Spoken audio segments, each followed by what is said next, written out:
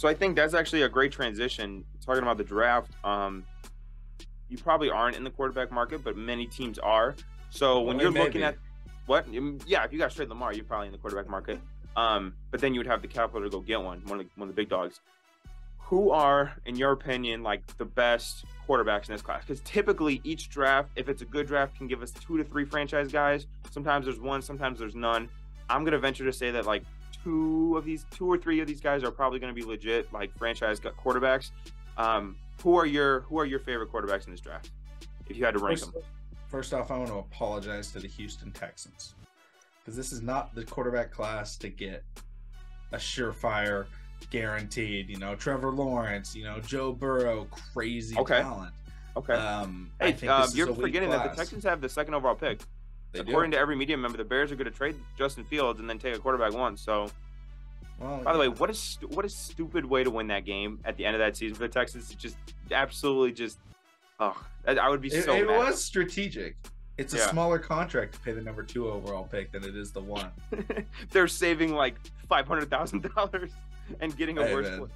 Hey, $500K is $500K. That's a lot of money. That's more than I make. That's significantly more than I make. Yeah. All right. So. Yeah, I think there's 2 guys right now where it's like, okay. Actually, I'm gonna say there's 1 guy. I think there's 1 guy where I'm like, okay, maybe this guy could be like great. Yeah. And I think that's CJ Stroud. Okay. Obviously, there's potential for other players: Anthony Richardson, Will Levis. Mm-hmm. Can we put a pin in Anthony Richardson? Because I want to do like a whole segment. Yeah. Let's put a pin in him later. Yeah. Yeah. Okay. Will Levis? It's like could he be really good? Yes, but at the same time, it's like any player in the draft could be really good. Yeah. Any guy that's going to be taken in the first round has the potential to be like an All-Pro, Pro Bowl, perennial Pro Bowler. Yeah.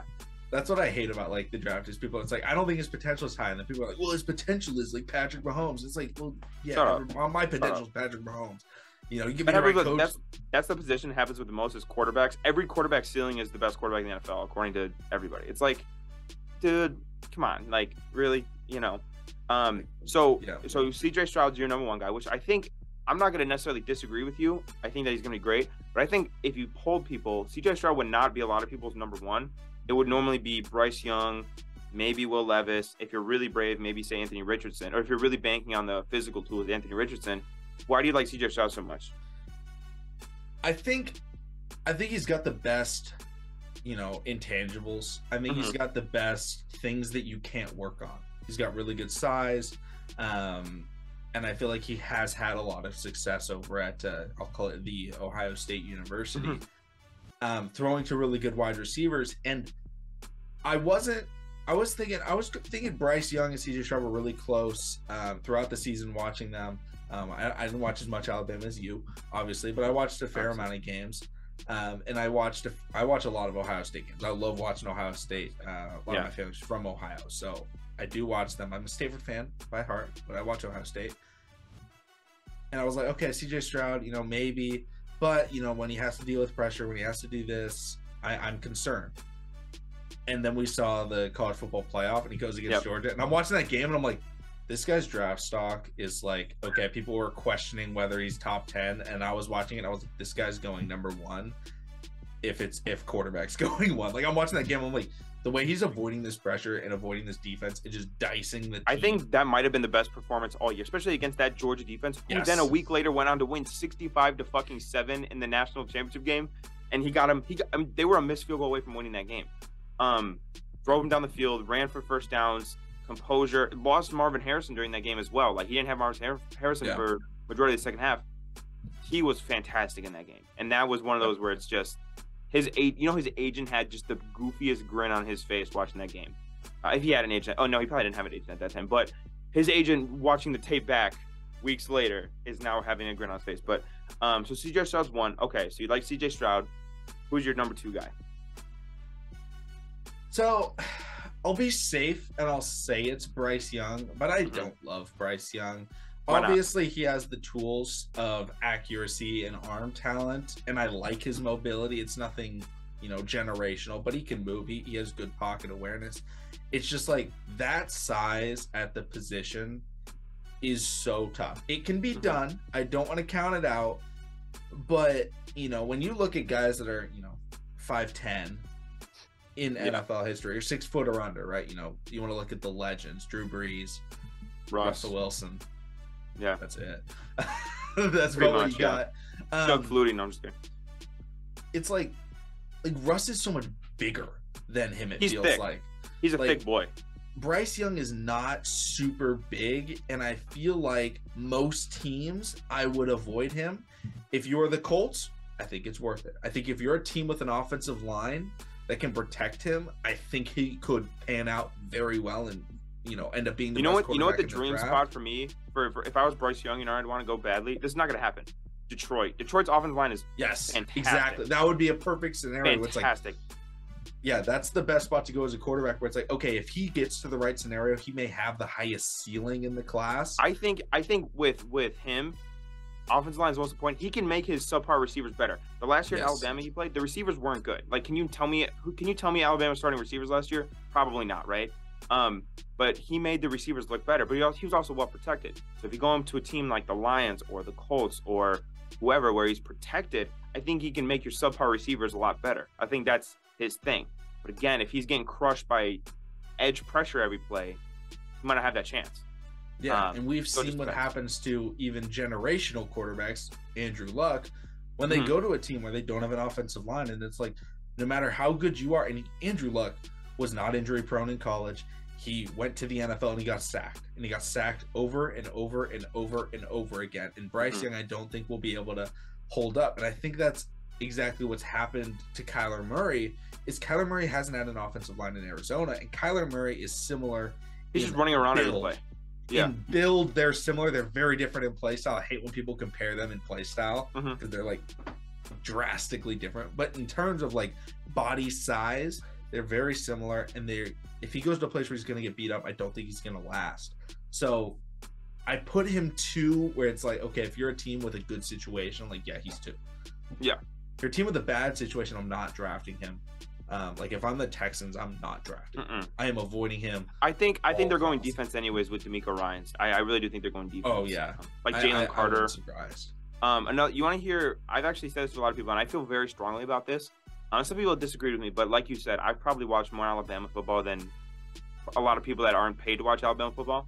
My play style compared, not height, not weight, not like you were saying physically style. My play style comparison to Bryce Young is Deshaun Watson. The way they move around the pocket, their fluidity, they're throwing off different platforms. It reminds me of Deshaun Watson from Houston. So I think that's my play comparison. But like physical comparison is, like you said, Kyler Murray. Russell Wilson is too stocky. He's too thick. And then Drew Brees isn't nearly as good of an athlete as Bryce is. Kyler's kind of that middle ground where Kyler's not as thick, but he's also a really good athlete, kind of like Bryce Young is as well. Okay, so we've got, let's go top 5. Let's name top 5. So you got CJ, Bryce. Number 3 is Tanner McKee from Stanford. I want to say one thing right now. I'm going to get really big so people know when I say this. Tanner McKee is not an NFL caliber player. He's not an XFL caliber player. He's not a UAAF caliber player. You could put him back in 1937 and you could put him in the NFL or put him in any football league and he's still not a caliber player. Tanner McKee is not good. Do not have him on your roster. I wouldn't even want him being the practice squad quarterback to prep you for games. He sucks. I am a Stanford football fan. I've watched every game of Tanner McKee's career. New Orleans Saints QB1. Hey, bro, how much you want to bet QB1 for the Saints inbound for Tanner McKee? Oh my gosh. Here's the thing.